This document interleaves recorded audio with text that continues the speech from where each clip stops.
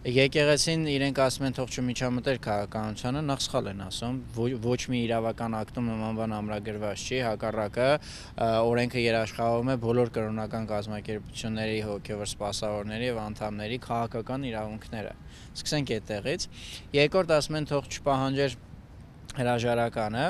նախ էլի ինչի չպահանջեր, այսինքն հովվապետ է,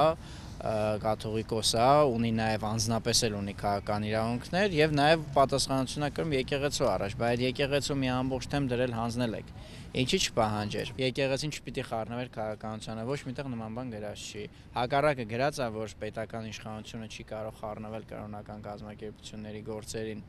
բայց ոչ հակառակը, որ կրոնական կազմակերպության անդամը քաղաքական իրավունքներից զրկված է։ Նման բան չկա։ Սրանք բոլորը